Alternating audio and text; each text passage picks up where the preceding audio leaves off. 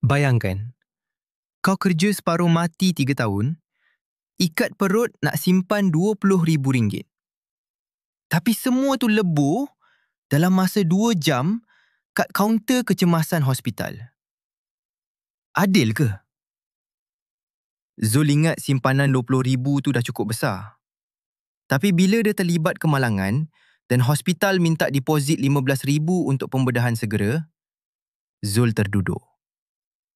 Dalam masa 1 malam, simpanan 3 tahun dia hampir licin. Inilah kesilapan ramai orang muda. Kita sibuk membina menara simpanan, tapi kita tak bina pagar.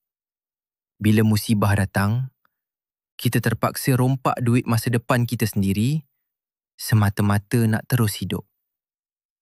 Jangan biar kerja keras bertahun-tahun habis dalam 1 malam.